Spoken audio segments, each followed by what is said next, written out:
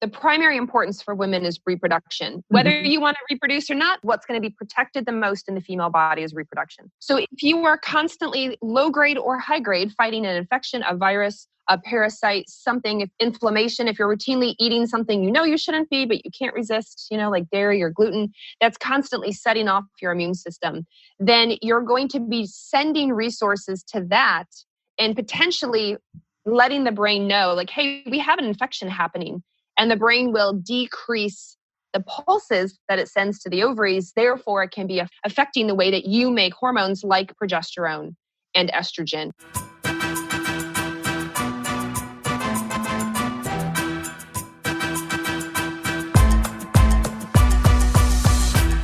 Hello, Awaken Beauties. Finally, it's here. The truth to empower women to true inner beauty through a healthy mind and inner biology. I am your hostess, Cassandra Keel, a 20-year salon owner, organic beauty product formulator, positive mind management, and clinical hypnotherapist. And I am here to help you stay sane, get sleep, and bring your sexy back. Sponsored by evokebeauty.com. evoqbeauty.com. Now, let's get to it. All right, ladies, if you're looking for healthy hair, beautiful skin, and a calm, quiet, clean, collected, powerful mind with superior CBD, go to evokebeauty.com. That's evoqbeauty.com. And you'll receive 25% off your very first order with the code AWAKEN. Again, that's evoqbeauty.com. Use the code AWAKEN for 25% off your first order. Welcome to the Awaken Beauty podcast. I am Cassandra, your organic beauty, positive mind management, and biofeedback practitioner. Now, in an age of stress, overwhelm, and absolute distraction, it's time to take control and for all of us women to absolutely go deeper because we're surrounded by stressors that steal our time, our energy, youth, wealth, and our health. Now, everything from endocrine disruptors to hidden chemicals, EMFs to negative thought patterns impact us to a tremendous degree. And these stressors eventually add up and accelerate aging, cognitive decline, and increase our risk of disease. Now, it's no wonder that 2% of women that are surveyed are really happy with how they feel and how they look when it's pertaining to their health and beauty. And it's just the way it is, right? And the signs of aging from awful hot flashes and menopause or weight gain, persistent weight gain is just normal, right? Maybe not. And every system in your body is affected by hormones.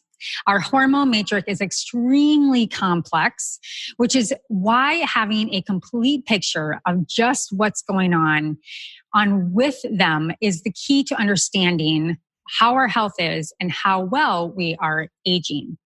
And it's an absolute honor to have Dr. Carrie Jones join us so we can shine a very, very bright light on understanding how both internal and external stressors affect every transition of our hormonal pathway, which then affects our mood. It also affects our vital hair growth, clear skin, sleep, mood, and so much more.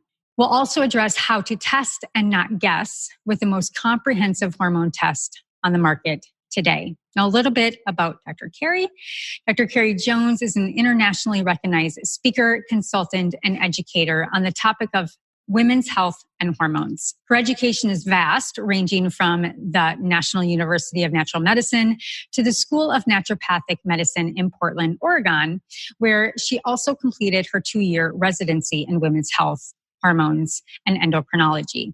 Dr. Carrie Jones is now the medical director of Precision Analytical, the creator of Dutch Test.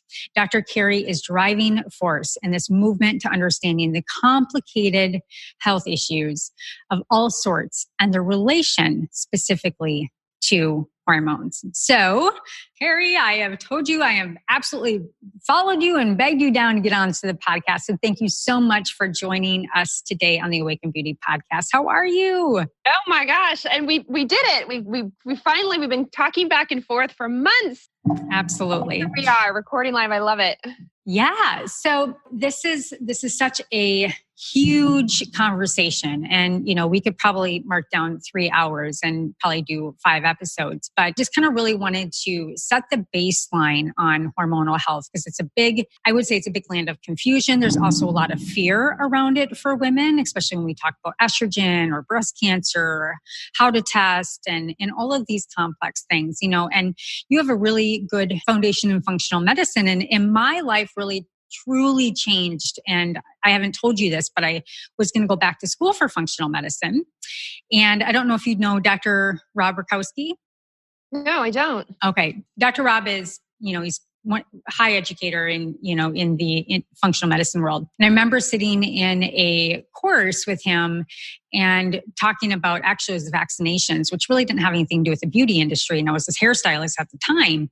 And it absolutely changed my career, where I thought, there's no way I can still go down this path of having a salon and putting all of these chemicals and smelling them and being in them every day, both for myself, understanding how this hormonal cascade would at some point in time really harm women the more complex, our environment got. So we can talk about aging and chemicals and endocrine disruptors, but I think that it's best to start with the foundation. And tell us a little bit more about you first and foremost, with saying that how youthful you look, and you've been doing this for 20 years. You got in it when you were 20 years old. Yeah. And what made you fall in love with hormones? Oh my gosh. I've known since I was a little girl that I wanted to go into women's health and hormones. And I thought I wanted to do like the OBGYN deliver babies route. But ultimately I just found it really resonated with me because I really wanted to just teach women about their own body. And I realized there was a big gap, especially in my friends. I was 22 when I first started in the functional medicine realm. I started working for the naturopathic medical school. And I thought, man, so many of my girlfriends don't know this. I didn't know this. I wasn't taught these things. And I really wanted to be that voice to really just help educate. And I went through school and did my residency in women's health and hormones, and 2 big practices here in Portland before I switched over to working for the hormone lab. And I just loved what I did. I loved all the women that I got to work with and that I got to see every day and their stories. I love the stories that I got to hear. And I think that just every day it was always wonderful. Every day I wake up and I'm so grateful to do what I do in the field that I'm in. Yeah, absolutely. And how long have you been with the Dutch test? So I've been with them since they started in June of 2012. And we cannot remember entirely, but I think I started working for them actually for free in December 2012 or January 2013. So much from the beginning, I was doing consult work for them. They were a brand new startup company, and they had approached my clinic about using them as a hormone test. And I knew the owner, and I was like, yeah, this sounds great. Let's go ahead and try the testing. And by the way, do you need help? And he said, yeah, but we're a startup. Can you just help with consulting? And so that's where I started way back when, and then gradually became their medical director. Yeah. And you do an excellent job. Anybody that does not follow your Instagram channel, don't even know that you don't go to the website. You just go to her website channel, Dr. Carrie Jones, and she has an IGTV bank. Just you will sit there and binge all day. And thankfully, IGTVs, which is what I love, are short. I can't talk longer than 10, 15 minutes. And so it's not like I just go on and on and on and people lose interest. It's like get in, get out, and get the education. That's what I love about them. So impactful about you is that, I've had Dr. Lindsay Berkson on the show and Dr. Felice Gersh on the show. And, everybody just has their unique specificity of niche, and I think testing is something that is absolutely fundamental and really missed and very confusing for women. I got far enough going into school that I was able to do a lot of testing with the ZRT test, which is, mostly going to be saliva. And I myself found it hard to get spit out of my mouth 4 times a day. Right. have to sit there and really concentrate on producing saliva because I talk all day, so I never have any saliva. First and foremost, we're going to dive right in as far as, the kind of testing, and then we can kind of move into some of these intricacies on how complex a woman's body is and what we really need to be paying attention to right now in the land of stress zone that everybody is in right now, especially with coronavirus. So we have blood and saliva, and I think most women have probably experienced this, whether they've gone to the regular OBG or they are done a ZRT test from a naturopathic, practitioner or what have you. So why don't you go ahead and frame up what we are able to capture with those two tests and what is specifically different with the Dutch hormone test? Yeah, absolutely. So when you're going to your primary care doctor and you're like, I feel hormonal, can you test my hormones? Oftentimes, like you said, they draw blood and they'll run maybe an estrogen, estradiol, progesterone. You'll say something like either I have acne or I'm losing hair or I have no libido. So they'll run a testosterone. And what they're getting is your hormone in that moment. They're just getting in the moment what's in circulation, which is a great start. Same for saliva. When you do saliva testing, if you've done, ZRT or any of the other companies, you're doing in that moment what your estrogen or progesterone, testosterone, DHEA is. Great. But what's different about the Dutch test is that we can tell you then where your hormone is going. So let's say you are experiencing hair loss and you go and get a blood test and your testosterone's normal. It's not elevated. It's completely normal. And you're like, well, I don't understand. I'm having hair loss. I'm having male pattern baldness is what they call it, but I'm a girl. I don't know why. When you run a Dutch test, we actually go deeper. And so we can tell you where your testosterone's going. And there's an actual pathway that increases your risk for hair loss, male pattern baldness, both in men and women. But they don't often test that in blood testing, and you can't get it in saliva testing. And so with Dutch, we just uncover that extra layer. The same goes for estrogen. You feel like you have a lot of PMS, you have heavy periods, you have endometriosis, you feel very moody, you get migraines, and you're thinking it's hormonal. So you go get your blood tested and they say, oh, no, everything's fine. You're totally normal. And then you do a Dutch test. And because we get these extra added pathways with it, I can tell you what your estrogens are doing as they move through two of the phases of detoxification. So I can really help pinpoint for women like, oh, you know what? You're having PMS and you're having heavy periods because of this marker right here. It seems this pathway is upregulated. Let's do something about it and try to help you be less symptomatic and address the cause. So it's a really nice test to give you just that much more information that you're missing out of saliva or serum testing. All right, ladies, if you're looking for healthy hair, beautiful skin, and a calm, quiet, clean, collected, powerful mind with superior CBD, go to evoquebeauty.com. That's EVOQbeauty.com. And you'll receive 25% off your very first order with the code AWAKEN. Again, that's evoqbeauty.com. Use the code AWAKEN for 25% off your first order. Yeah, and you speak about there is a specific pathway, hormones are traveling upstream, downstream, and when they have to move through the liver, and which then pushes out into the kidneys. And so we're able to kind of get this output where we're really able to determine the pathways. And we can go a little bit deeper into that a little bit later about the 2, 4, and 16 hydroxy. But I just kind of want to frame up, how important it really is. And I know so many women, and you know this, and most women know this, that they hear that I'm normal when you go to the doctor. Well, there's this really complex things where in the medical world today that we have in the US, we really rely on our hormone or our insurance to get our hormone test. And so many women spend so much money and frustration and go down all these rabbit holes and get so much more confused because they're trying to go and capture like what they can get with their insurance pay for. And then they'll try and bring it to a naturopath or a functional med doc and just say, well, I've already tested it. Like, what can we figure out with this? Mm-hmm. And to what you just explained, capturing time and just a moment in time really isn't going to give us your full story. And so it's really, really important, especially when it comes to, when we're talking about epigenetics with H2 and the SNPs and all of the fear about breast cancer and all of these things gives us the lay of the land. Also, maybe you can speak a little bit more about even cortisol, how we can really capture the cortisol within the Dutch test as well. Yeah, everyone's talking about cortisol in relation to stress or belly weight gain, right? Or they can't sleep, they're tired in the morning, or maybe they have anxiety in the morning.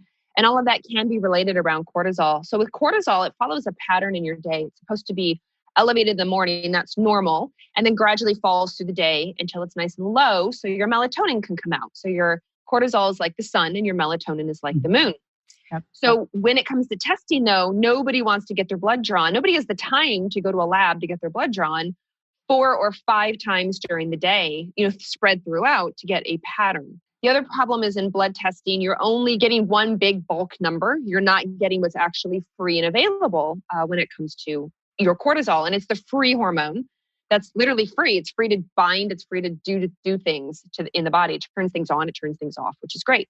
Now in saliva, that's where saliva became so popular because you could literally spit in a tube at home or at your office 4 times in the day, and then you'll get your cortisol pattern through the day. But as you pointed out, it can be really challenging for a lot of people who have dry mouth to sit there and spit into a tube and fill it up 4 times in the day. It might actually take 15 or 30 minutes to do so. Mm-hmm. Then came urine testing, which is the benefit of the Dutch test, is that not only is it easy, it's Dutch stands for dried urine test for comprehensive hormones. So it's a urine test. You just pee on these pieces of filter paper. It's kind of like a pregnancy test. And it's really easy to do 4 times in the day. But the bonus is not only do we give you the cortisol pattern, but we actually give you some more extra information like melatonin. And we give you cortisone, which is the inactive form of cortisol. So maybe some people are tired, not because they don't make it, but because they deactivate it all. We give you a marker called metabolized cortisol. Tells you roughly how much cortisol you're making in total.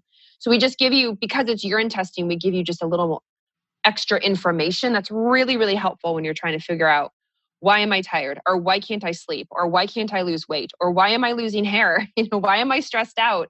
And it just gives you that much more, and it's easy to collect. Yeah, I think that's really important. I have this chart that I share with some of my clients, and it literally is like, it kind of looks like a gauge in the front of your car instead of a speedometer.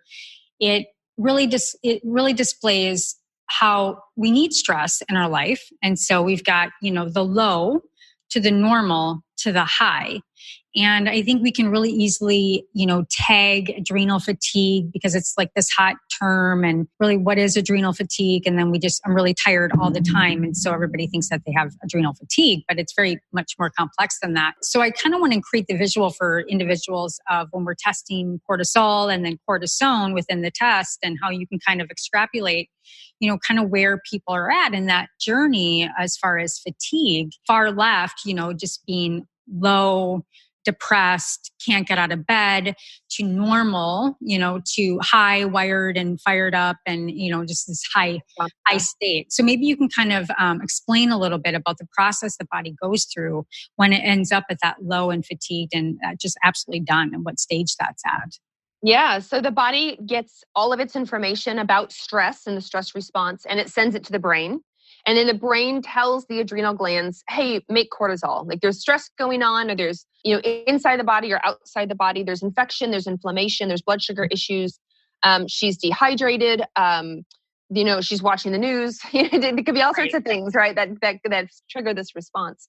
So the body will produce a lot of cortisol at the direction of the brain. And so we get this high cortisol production that occurs and is what makes us feel wired, anxious, having insomnia, what have you. It changes our skin, it changes our hair, it changes our waist size, all the stuff. But there's a feedback loop. And so the feedback loop is over time, when you live in a high stress state or have a lot of infection, inflammation, all these things coming at you, the brain gets the signal like this is too much cortisol. So then it dials it down.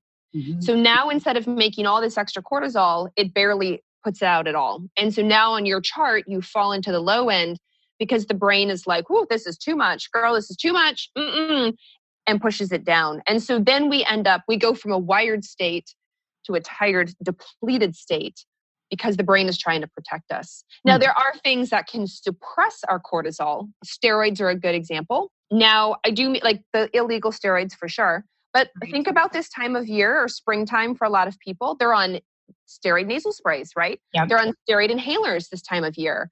you're outside in the garden and they get a rash. And so they're using steroid topical creams because of the rash they developed. And so many women have eczema or exactly. Those right. are always on their steroid creams. They really correlate it with that. Right. Because they're thinking, I just use a tiny amount. I just use a little bit for my hand or my arm or that spot on my belly. Like I just use a little bit, but you use it every day. Right. Use your nasal spray every day. Use your inhaler before you exercise, several times a week, every day. And over time, that can also, the steroids themselves, the category of medication steroid, will suppress cortisol production. And so you can actually accidentally suppress your own cortisol. And then now you're again in that low, depleted, depressed, unmotivated type state because you don't have the cortisol that you need. Mm-hmm. Yeah. And then, on top of that, our addiction in this nation to dopamine, and so we're always then trying to go and pile on it. And it just kind of sinks us deeper and deeper and deeper because we're getting those quick hits. I mean, that could be from coffee. It could be from, Instagram.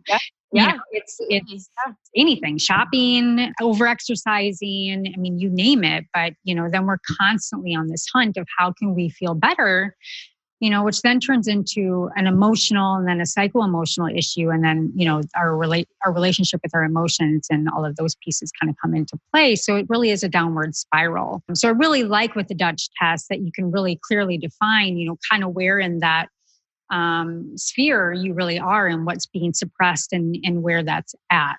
So I think that's a really valuable piece. Yeah. Yeah. The other nice thing about Dutch too is that we can pick up on patterns. We do not test thyroid. Thyroid hormone should really only be tested in blood. But some of the adrenal patterns will hint that she has a thyroid problem. And we pick it up all the time. Enough that we have more people who were like, I didn't think I had a thyroid problem.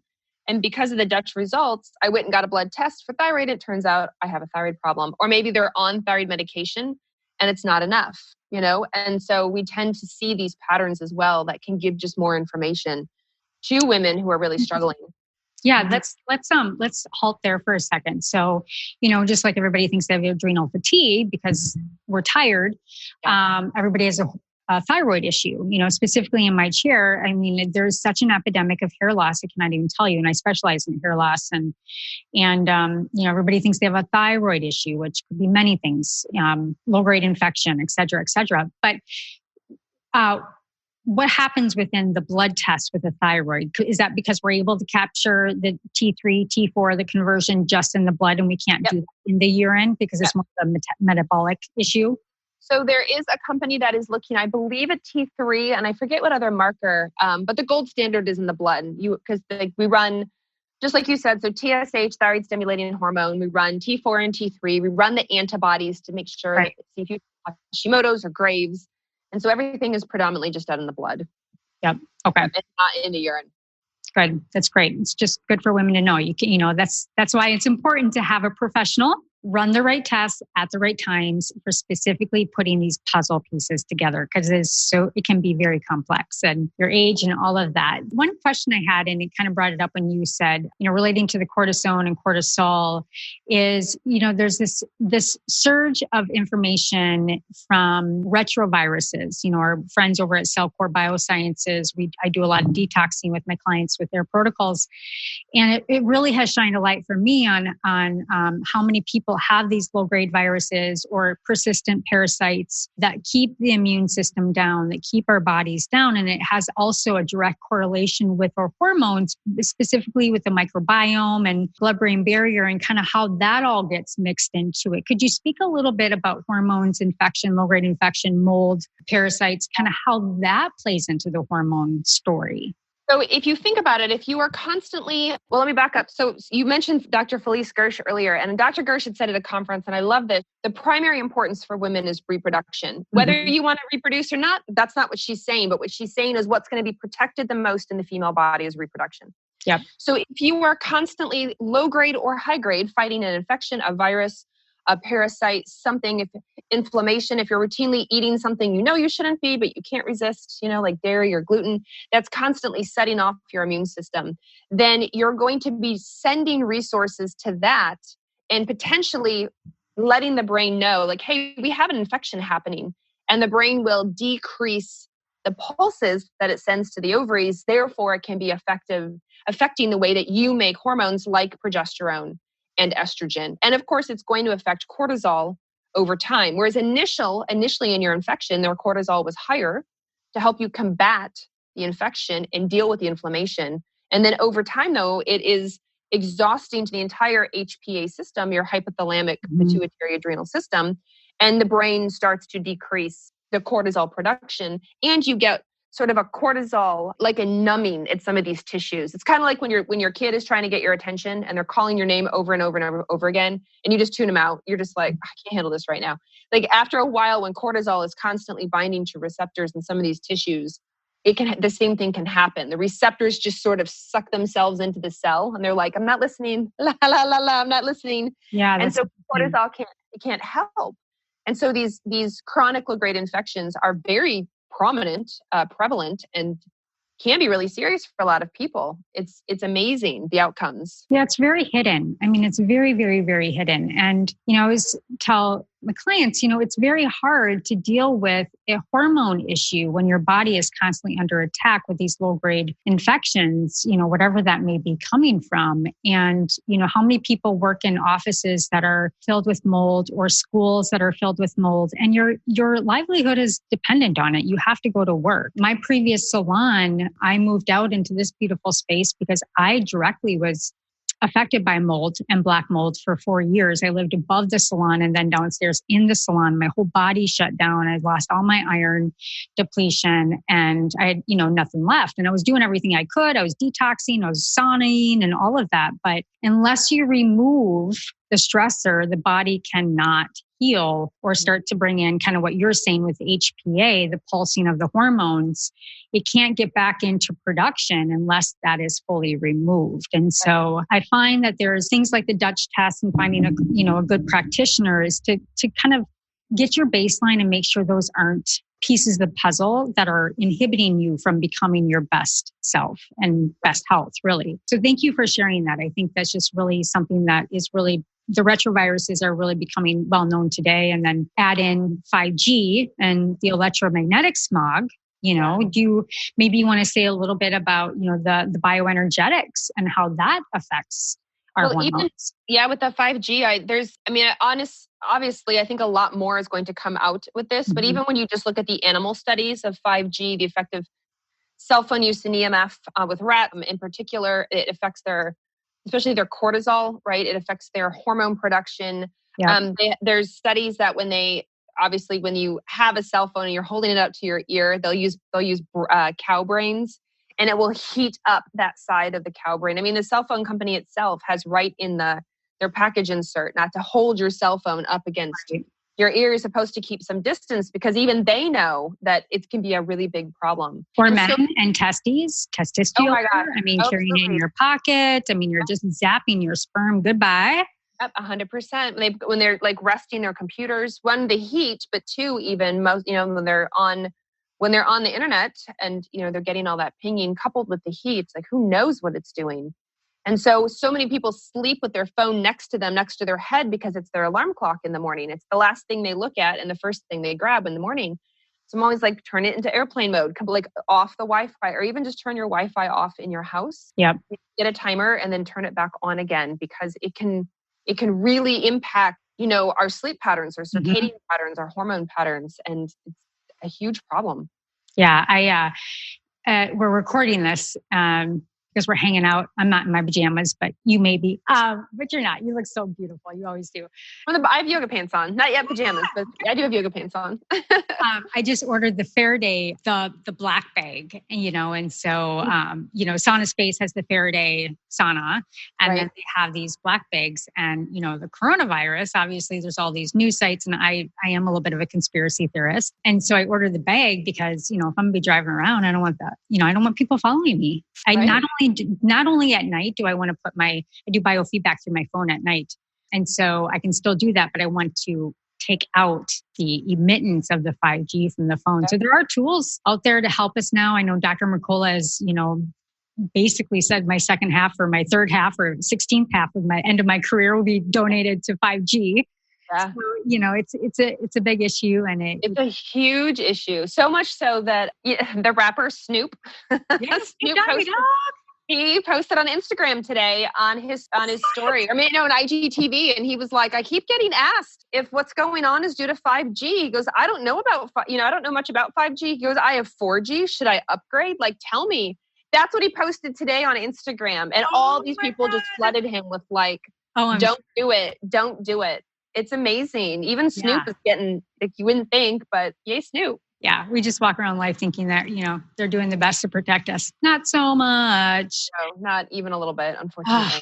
Which brings up an interesting piece, because obviously blue light, at night. And, we also talk about circadian rhythms and how that impacts the hormones. I've followed the sleep doctor for quite a while, and I've tested like my chronobiological sleep patterns. And I'm definitely like a tiger where I can sleep all night and then I'm up in the morning. Melatonin is obviously really important. Is there a risk for individuals to continue to take melatonin at night just to try to help them sleep better long term? For taking melatonin long term, I go back and forth. I don't think there's a risk. I used to think like we should do all that we can to get our pineal gland to make our own melatonin, right?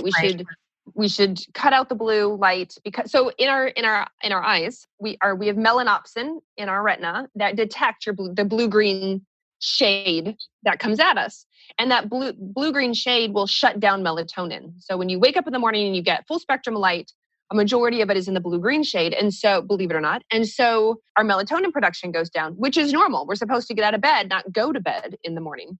And at night, though, when we're on our tablets and our phones and our computers, we're getting that emittance of the blue-green shade. And so in a lot of people who are sensitive, the retina registers that as a daytime light, shuts down melatonin, but melatonin is supposed to be out at night. So I go back and forth between, should we stay on melatonin because so many people are unhealthy, right. Or we know that in some cases, the pineal gland can calcify. So it's not even making melatonin in the first place. There are people who have mutations in the SNPs that make melatonin. And so given the antioxidant effect of melatonin, I'm definitely leaning more towards taking melatonin, if you need it. Now, what's different though, is a lot of people believe melatonin should be really high dose. My understanding is the physiologic output of melatonin is only like 0.3 milligrams. We're taking 1 milligram, 3 milligrams, 5 milligrams, delayed release, slow release, all this stuff, when really the physiologic amount is much, much lower. So I do tend to recommend low doses, under a milligram of melatonin when I'm using it and recommending it for people. But yeah, the research is more compelling to me, more and more and more, the importance of melatonin. Yeah. Dr. Lindsay Berkson, she just put out a piece on COVID, and she's followed a lot of the research with melatonin and how it protects from cancer and all of these things. So the research is really compelling. It is kind of all over the board. I do agree probably doing the lower. The science that she found with corona is that actually high doses of melatonin, 20 milligrams, will help protect the receptor sites and shut down, kind of the advancement of the coronavirus, which I found is really interesting. I've had great success with melatonin, but I do a concoction of progesterone and other things. But yeah, definitely, I think something to talk to your medical professional about on what's appropriate for you and how to cycle that. For you, listeners of Awaken Beauty podcast, Audible is offering a free audiobook download with a free 30-day trial to give you the opportunity to check out their service. Simply go to www.audibletrial.com/Awaken Beauty podcast. That's www.audibletrial.com Awaken Beauty podcast.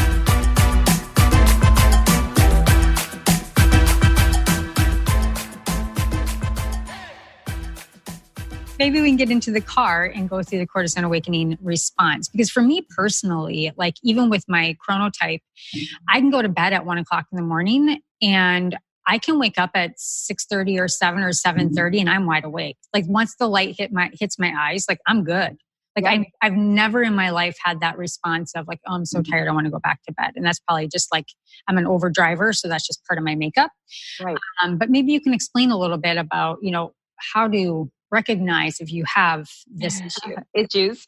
So the cortisol awakening response is the immediate rise in cortisol that happens when you open your eyes in the morning and light comes in. It's a natural response. Every human or should have it. And the point of it is several. It's to reduce inflammation. It's to reduce infection.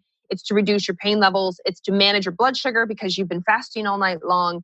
It's to give you alertness, to get your butt out of bed and get you going for the day. So it rises very quickly in about 30 minutes to a peak, and then it gradually falls through the rest of the day. So the cortisol awakening response tells me a lot as a doctor about your health. So when I ask people, how long does it take you to go from like just I'm conscious to I'm alert in the morning? Because it should on average take about 20 to 30 minutes. That's how fast the awakening response is. But if you say to me, well, it takes me about 2 hours and 2 cups of coffee, I know that you have a very slow, sluggish, dysfunctional awakening response. But if you're the opposite, if you're like, oh my gosh, I wake up in panic attacks. I wake up with anxiety. I wake up just hypervigilant and on edge. Like then I know you have a very overreactive, a very, very stimulated awakening response. Right. And so what you have is considered normal, right? Like you're to wake up and within 20 to 30 minutes, you should be ready to go. Like you should feel like this is fine. I can do this. I'm ready to tackle my day. That's considered normal. And so when I ask that question, so many people are like, oh, wow, it takes me a long time to get ready in the morning. You know, I get there eventually, but I'm pretty tired. Or I'll get out of bed, but I'm not really coherent for a good solid hour or two. Yeah, I have some clients that will tell me that they'll get up at like 4:30 in the morning because it takes them that long to like wake up to their day and get ready. And it's like, it's such a backwards thing because not only are you disturbing, you know, let's first talk about REM. Like we have a very, very short time during the night we can capture REM. And a lot of that is in the morning hour. Yeah. So we're like alerting yourself when it's not even light out yet. And then you're like hijacking your sleep because you take so long to wake up. It's, you know, I have such empathy for women that are trying to handle so much in their life and just trying to try and get up in the morning is like the first tackle of the day is, you know, it goes back to that pedometer, you know, like where are you at in the pedometer? And we want that stress level to be kind of like, here in the middle, you know, it's going to waver, you know, whatever. But, you know, that's just another. So let's talk about, you know, well, lifestyle clues. You know, women are very in tune with their body. And these are the different clues, again, to go back to, okay, I need to pay attention to that. Like that's not normal. So I wanted to bring that up. Sleep is a big one. So when women are like, it takes me a while to get ready in the morning. Sleep, I always go back to sleep because that's what sets the circadian rhythm. So, and then sleeping in complete darkness. So any light that you have in your bedroom, whether it's from electronics, whether it's from a night light, whether it's from the neighbor's light next door coming in your window, all of that will actually, believe it or not, in a sensitive enough person, disrupt your circadian rhythm. So you want to sleep in complete darkness. Wear a sleep mask if you have to. Then you want to evaluate like who's in your room, what's in your room, what's keeping you up at night. Is it mold in your room? Is it dust in your room? Is it too hot in your room? Is your partner snoring or has restless leg? Do you co-sleep and your kids are constantly waking you up? Is your animal in bed with you? And I hate to be the bearer of bad news, but I don't have a supplement that can fix that. You know, if your partner snores and your kids are constantly kicking you, you're going to have a bad night's sleep, no matter what supplement I give you. So you're going to either have to work on sleep habits or you're going to have to leave and go into the guest room or, you know, remove yourself from the situation because unfortunately, you're never going to get that healthy morning. People hate when I say that. They're like, well, but I co-sleep. I'm like, I get it. So either co-sleep and work on your child's co-sleep behaviors, or, you know, like you're never going to improve until this improves. Like I don't have a supplement that can combat a 2-year-old who continues to kick you through the night. Like I don't have a supplement for that. Dr. Felice Gersh is just high on this right now. She is so adamant about sleep and resetting your sleep patterns, and that, especially with infertility, she's saying, I found that once I can regulate somebody's circadian rhythms, infertility and menopause and, you know, hormonal issues, they just go away. So I've been lecturing a long time about this, that when you reset the circadian rhythm, you reset all rhythms. You reset your reproductive rhythm, you reset your feeding and hunger rhythm when you're hungry and when you're not. And so it starts with the circadian. So in the brain, in the hypothalamus, you have the master circadian rhythm. The master clock is what they call it. And it's entrained every day to light and it's reset every day to darkness. And if you don't follow that distinct schedule, light in the morning, complete darkness at night, then you're going to struggle. And I know it sounds so woo-woo and so like, Carrie, that sounds too easy. There's no way. And I'm like, they won the Nobel Peace Prize for this. Yeah. They won the Nobel Peace Prize for this. Yeah. Because it's that critical to human longevity, aging, and chronic disease. Yeah, 100%. I mean, we are organisms that are living with organic things around us, meaning we live in nature. And we're so disconnected from nature that we think we can just like manipulate our lives however we want, but we are actually supposed to rise and fall with nature. That's just how we're made. And so I think that's a really, really great point around the circadian rhythm and how important that is. And, especially right now where all of us are kind of like staying at home, I'm really taking hold of that. Like I'm getting outside in the morning, I'm going on walks twice a day, I'm connecting with earth, and it's really rejuvenating. Like I feel like even though the world is freaking out, I don't listen to the news or anything like that other than my conspiracy theorist stuff. And, it's like, I feel like I'm in the calm of the storm. Like I feel so tepid and reaching out to people and having tons of great conversations like you. And it's so rejuvenating actually. And so it really makes a difference. And I talked to Semina Health. Klaus is his name, and you might want to look into this, but JJ Virgin and Mercola all recommend this bed. And going back to the 5G, when we're sleeping at night and we have these 5G or metal springs, things like that in our bed, it's actually like zapping your energy at night. And it's zapping your ability to also reset with the lymphatic in the brain and detox correctly and heat regulation and all of that. So also paying attention to the bed, considering we spend so much of our life in bed. So thank you for those tips as far as, hate to break it to you, but you have to find them in the bedroom. You really do. And in the morning, get light, just like you said, right? That circadian rhythm entrains to light. It gets so when you wake up in the morning, even if it's dark outside, then you need to be looking at getting a full spectrum light box or getting the full spectrum alarm clock. I know I have friends that have bought the alarm clock that gradually wakes you up to light.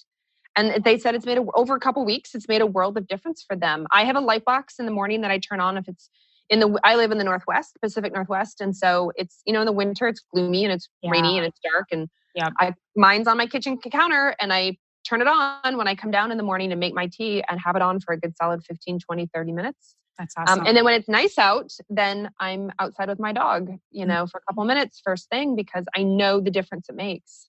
That's so awesome. I kind of want to just like break away, and I don't want to end the conversation without kind of talking about just the importance of the Dutch test and where I really see it shine is looking over the 2,4,16 hydroxy pathways. And so that we can really get clear, there's a lot of, like I said, fear around topicals and estrogen and how we should take estrogen and progesterone. And we really have to understand how we're metabolizing our hormones.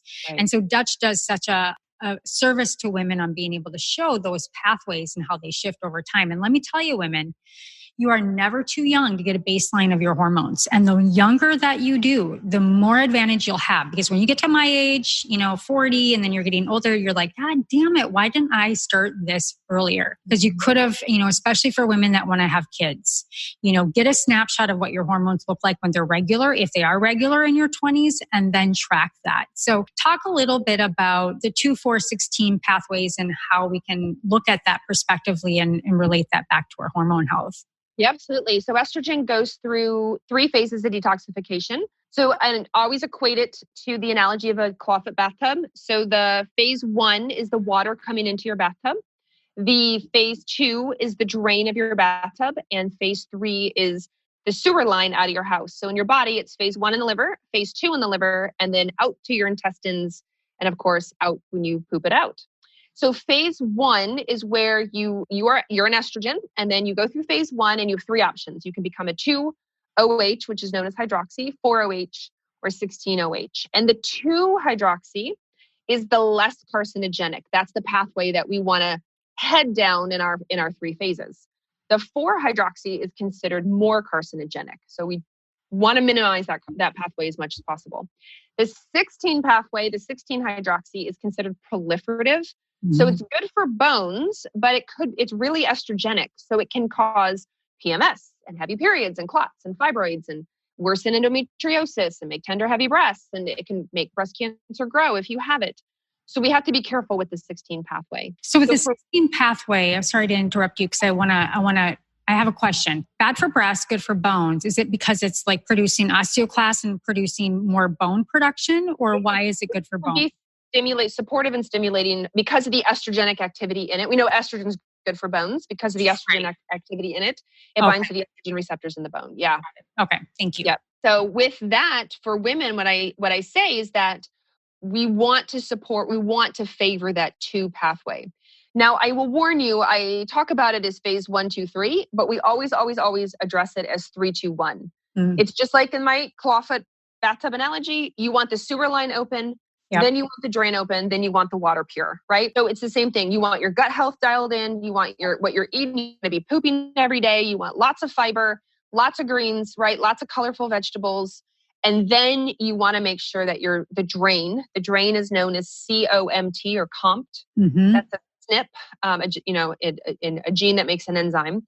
And that's a neutralizer. And then we focus on phase 1. Yeah. So what you and I were talking about beforehand is a lot of women will just start DIM or indole-free carbinol, right? DIM is diindolylmethane. It's a supplement. It comes from the brassica family, the broccoli, kale, cauliflower family. And it does push the healthier or less carcinogenic, I would say, 2 pathway. But the problem is I have had more and more women write me because I've been educating about this for a long time now. And they're like, gosh, I took DIM and I got worse. Why did I get worse? I thought it affects estrogen. I'm like, it does, but it only affects phase 1. And if you have a 2 problem and a 3 problem, then your water's going to overflow in your bathtub and you're just going to have a lot of issues. You have to address the gut and you have to address COMT, and then you can add in the DIM. Yeah. So what you're saying is make sure the drain's open. Yeah. So that when you go and address the 1 and 2, wherever it's getting clogged or not getting down the right pathway, the very focus here is that if the drain's not open, it's just like a retox. It's just going to metabolize into the body and add more to your estrogen load and increase your irritability, your anger, your sleep issues, your hot flashes, whatever that is. It could be a pathway issue. And Dr. Carrie, have these. So, this is what I'll give a lot to clients. So you've got your calcium D-glucarate IC3. So these are, the 2 that she's talking to. A lot of women will just go grab because they're like, oh, well, everyone, and I'm kind of in this boat. Well, everyone's estrogen dominant because we have so many endocrine disruptors. We're always being flooded by estrogen. Yeah, it may be true, but how is your body, dealing with it? And then you have a product like this, which is like a hormone balance this is from Nutyne. This is their newest product that has like a compilation of IC and DIM and the broccoli sprouts and all of that in it. Yeah. So would you say something like this would be a little bit more like a holistic everything, or? Yeah, it covers all through 3 phases. Then that's definitely for the average woman who's like, I don't know. I have no idea what's going on. I just feel like I'm estrogenic. Then something like that can be helpful because you'll address all 3 phases at once and help clear it out the bottom or out the body. But if you are testing, right, our ideal goal is to test, don't guess, don't waste money, right, and then get side effects or feel worse. We don't want that. Right. But when you're testing and you'll know pinpoint, like, oh, look at me, I go down the 4 pathway. That's not good. I think we need to go on DIM. Or, oh, wow, look at me. My COMT is slow. My drain is closed. So let's use things to open the drain, like magnesium, like zinc, like methyl B12, like SAMe. There's all these things, cofactors that help COMT. Exactly. Right? Like, oh, look at me. You do a stool test and you find you have candida. You find you have parasites. Yep. You find, or like you only have a bowel movement every 1, 2, or 3 days. Not good. Go once a week, not good at all. Your estrogen is just going to recirculate. And no matter how much broccoli you eat or how much DIM you take, if you can't get it out your sewer line, it's just like you said, it's going to recirculate and reabsorb. And now it's binding to receptors and turning them on, and you don't want that. So to what she's saying, cruciferous family, lifestyle gals like broccoli as much as you, I have broccoli or cauliflower at least twice a day with, sweet potatoes, just all those pieces to really support the hormones. And, it's kind of like detox, and you want to go in and you kind of want to scrub and you want to bind, and you kind of want to bind to these and pull them out. So you see a lot of protocols or detoxes, like you're trying to push stuff with water or what have you, but you really have to understand that there's like a water phase and a fat phase and all of these different phases to really bind to those and pull those out. So, to what Carrie's saying is that, something like this that has what she's saying is, it has the grapeseed, the dim, the broccoli, the ECGC, the, declucurate, all of those pieces in there to support you more holistically than trying to go and fire and aim with this and then just pushing stuff more in a pathway that it shouldn't be in and getting stuck and re-inoculating. So I just wanted to point that out because we do live in a DIY world. We really do. And the individuals are great. So if somebody's listening and they're like, well, they did a Dutch test with you and you were like, look, yep, absolutely. Your phase 1 looks great, but your phase 2 is stuck. It's going to be a 1 product or maybe a 2, it's going to be very pinpoint for you, very personalized. And in that case, it's great because you know exactly what you need when you test. All right, ladies, if you're looking for natural, organic, solution-based beauty and superior CBD, go to evoquebeauty.com. That's evoquebeauty.com and receive 25% off your very first order with the code AWAKEN. Again, that's evoquebeauty.com. Type in the code AWAKEN for 25% off your first order.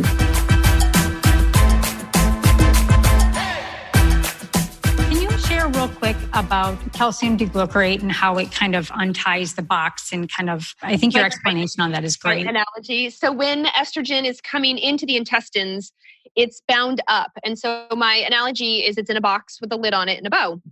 There is an enzyme called beta-glucuronidase, and beta-glucuronidase is important. We need it for a lot of things, but when it gets really elevated, what it does is it unties the bow and opens the lid of your box, and that allows estrogen to fly free. And when estrogen flies free, it just gets reabsorbed, it binds to receptors and turn them on. We don't want that. So when you take the product, the supplement calcium D-glucarate, CDG, it keeps the bow and the lid on the box so you can properly poop out your estrogen in a healthy manner. Now, calcium D-glucarate does not lower that enzyme. It does not solve the problem of the enzyme, but it does stop the enzyme from doing the naughty work. You still have to address the microbiome. You still have to be having regular bowel movements. You still have to address gut bugs, good bugs, bad bugs, candida, parasites, all inflammation, all those things you still have to address to get to the root cause. But it's a really great product for right now. I'm on an estrogenic mess. My gut's a mess. Let's do something right now while I'm working on this long term. Yeah, I think that's great. Wonderful. Well, I kind of wanted to close it up and, always talk about stress and how inflammation, long-term inflammation, internal, external stressors is really the cause of aging. And, there's a lot of fear around estrogen. I've really changed my perspective on estrogen. I really think that it helps save women's lives. And I think that it's very it's our hormone, right? So how we age, how we can age better, what ages us as we hormonally. And I think women just prescribe themselves as this is just hell. I'm going to have all these symptoms. But, years and years back in ancient times, yes, we do have signs that they would use ashwagandha and all these adaptogens to help. But our bodies are not made to go through hell when we're in transition per se. Stress, we both would agree, causes aging, accelerates aging. Can you just uniquely bring your take on stress and aging and hormones? I see a lot of hair loss, a lot of dry skin earlier than what women should experience. And this is all coming from stress. Gray hair. And gray hair, which I saw a picture of on one of, I cannot remember which educator's post it was on, but it was showing how stress, it was former President Obama, and it was him early before, right at the beginning of his presidency. And then at the end of his presidency, how gray he got. Mm-hmm. And it was proof that stress really affects things like nitric oxide. Yep. And affects the grain of your hair. So, and we joke is women sometimes as we get gray hair, we're like, well, this is from my kids, we're like, this is from my job, or this is from my my significant other. Like, this is what brings it on. It's true though. It does. From the heart speaketh. It really truly is. The question is the answer. I mean, you're methylated out. You don't have any energy to grow hair or create melanin in your hair to be beautiful color. I mean, it's gone. Yeah, it's true. I mean, cortisol, norepinephrine, and epinephrine are three main stress hormones. They're what's called catabolic. They break things down. So they're going to break down your skin. They're going to break down your hair follicles, right? They're going to break down your energy. You're over time, it's going to affect your mood. And so they really are cortisol and epinephrine and norepinephrine. If you live in that constant state and don't manage it well, that's the key. Like, you can have a lot of stress in your life, but how you manage it is ultimately what's going to save you. Mm-hmm. And that's how it affects aging. On top of that are that master clock I was talking about earlier in the brain. You really literally have a clock gene. It's spelled CLOCK. Yeah. And if you disrupt your clock gene, if you don't get good sleep, if you're drinking alcohol before bed and not sleeping, if you're dealing with infections and inflammation and blood sugar issues through the night, if you like we talked about how you sleep and what time you get up and all this stuff, what that does is it decreases something called a sirtuin. And sirtuins, with an S, S-I-R, sirtuins, help a lot with chronic disease, mitochondrial health, aging, longevity. And so they're really, really important. It also, and to make a sirtuin, you need a coenzyme of your vitamin B3 called NAD.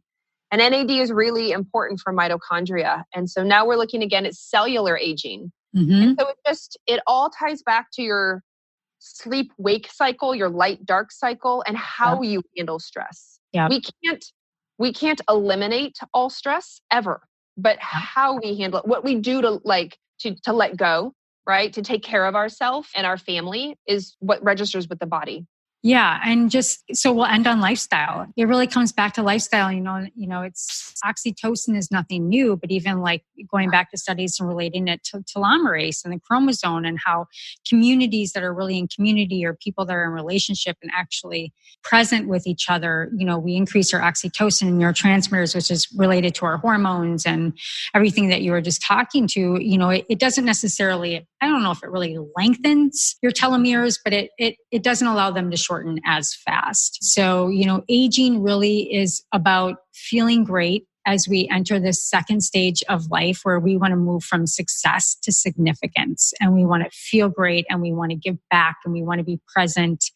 And it's just the hormonal piece of it is so big for women. And one last thing, because I've got you. Hormone replacement therapy. Now, I personally am on topical estrogen. I'm not going to be having children, so I'm good with that. I remember the first time I took 200 milligrams of progesterone at night internally, and I had not remembered ever being tired, probably ever that tired in my life. And I was like, oh my God, I know what it feels like again to be tired before 10:30 at night. And I felt like I got my normalcy back. And so it really has made a huge difference for me, and I'm regulating it through the Dutch test to make sure I'm metabolizing, but it's not right for everybody. Do you see the increase of this going on with women now that the fear of it is kind of dissolving around the study and all of that? Yeah, absolutely. And remember, HRT, hormone replacement therapy, encompasses a big umbrella. So women forget, like DHEA is a hormone, progesterone is a hormone, estrogen is a hormone, testosterone is a hormone. So when women ask me, are you in favor of HRT? I'm like, yeah, absolutely. But I may not be in favor of every hormone for every woman. Some women only need a few, women need one. And I agree. With as far as the estrogen goes, it's very individual, but I've never really been opposed to estrogen, even with the Women's Health Initiative that came out in 2002.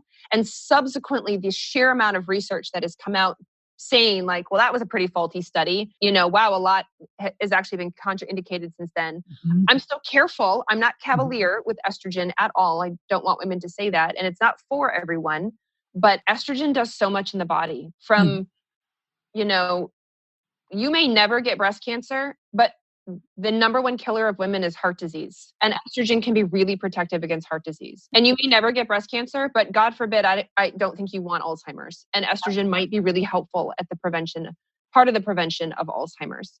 And it's really helpful for our bones and reducing the risk for osteoporosis. And just aging in general, we talk looking older, skin, collagen formation, longevity overall. There's some really good research to indicate, like maybe women want to preserve their estrogen as much as they can, age appropriate and risk appropriate for quite a while, because you may never get breast cancer, but you're probably going to get one of the other things, heart disease, osteoporosis. We just have to be careful. You just name like the top 4 things, from skin to bone to brain and Alzheimer's. These are really, really important pieces that are dependent on estrogen. And so thank you for sharing that. And it's really quite sad to me. I've reached out to some people who have written books, but they won't speak publicly about their books based on that study and how they've used estrogen in their practice and kind of have done the antithesis and have really saved many women's lives with estrogen, but they don't want to publicly talk about it because there's still so much stigma and fear around estrogen. And there's so many incredible people, especially when I started studying functional medicine to where it's at now. It's like, I feel like every chiropractor has some kind of certificate in Yep. Everybody's a functional medicine practitioner now. There's a lot of knowledge out there. There's a lot of, mixed opinions. But Dr. Carrie, thank you so much for everything that you shared today. I think I got all my list of like my questions, and I know I can kind of see my clients over here like asking me the question and to you, and things are answered now, so I can send it to them and all the other women that are listening to the Awaken Beauty podcast. I always end the podcast with, on a personal note, is there anything, since we are on the Awaken Beauty podcast, that you personally have awakened to in your life? It doesn't have to be hormones. It doesn't have to be any of that, but anything specifically that you have awakened to in your life. I would say it's funny you mentioned oxytocin earlier that we didn't talk about, but oxytocin is your feel good, your bonding hormone, bonding with people, bonding with your new baby when you're breastfeeding, bonding with your pets. And we adopted a dog in June of 2019, and he is my screensaver. I'm married, I have kids, but my dog is my screensaver because he brings me the greatest joy, as in the highest oxytocin. He is my biggest stress release. And it's a funny awakening, but it just goes to show that the importance of having that just high oxytocin in our body, especially during times of stress, that animals can get, our kids love us and our families love us, but sometimes they're conditional, or sometimes we want to hug our kids and they're like, not now, like, no, whereas your animals tend to want to, they give you that unconditional love. And so I've definitely been awakened to the fact like, this is just the greatest feeling in the whole world every time, because my dog is pretty hilarious. And so that's what I've awakened to, like the power of pets, the power of the dog, the power of oxytocin in a stress response. That's so great. I have a client who is a dog trainer, and I keep on begging her, like, so when are you going to give me my puppy? Because she knows she's going to have to train it for me. And I see like my biohacking friend just got a puppy, and it's like all these people are getting puppies to kind of like nurture their stress right now with COVID-19. And so I've seen your dog on some of your stories, and it's such a sweet puppy. And he's very, very cute. He's very funny. So he steals the show at home all the time. What kind of breed is he? I have no idea. We adopted him from a dog shelter. So he's a shepherd mix. Shepherd something. Yep. Well, girl, I adore you. I really appreciate how you really are able to really speak at women at their level about hormones and your short stories. So, all of you out there, please go to Dr. Carrie Jones' Instagram channel, and she has IG stories and everything right there. They're, share her stories, get it out there. Now is not a time with the amount of information that we have that we should be in the dark about our hormones, our hormone health, and how we really can take control of our aging process. And, look at her. She looks the epitome of beautiful, even in her little jammy top. And so thank you so much for being with us today. And all of you that have listened, make sure that you key into the Awaken Beauty podcast wherever you listen to your favorite podcasts. Make sure you 5-star, leave a comment on today's episode of what you awakened to. Is there anything else that you want to say, Miss Carrie? I just want to say thank you so much to everyone. Thank you to you for having me on the show. And then just to everyone listening, really, really, really take it seriously about your sleep. Mm-hmm. Yeah. Circadian rhythm is the takeaway today. So, well, thank you, my dear. And everybody stay sane and get sleep and bring your sexy back. All right, ladies, if you're looking for natural, organic, solution-based beauty and superior CBD, go to evoquebeauty.com. That's EVOQbeauty.com and receive 25% off your very first order with the code AWAKEN. Again, that's EVOQbeauty.com. Type in the code AWAKEN for 25% off your first order.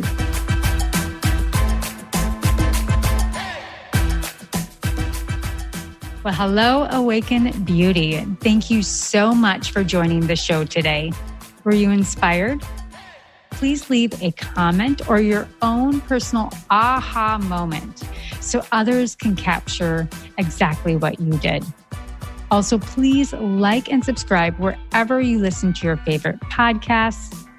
And if you're interested in high quality natural products for your hair, skin, and wellness, including organic CBD, please visit evoquebeauty.com. Again, that is evoquebeauty.com, evoquebeauty.com. And until next time, darling, stay sane, get sleep, and bring your sexy back.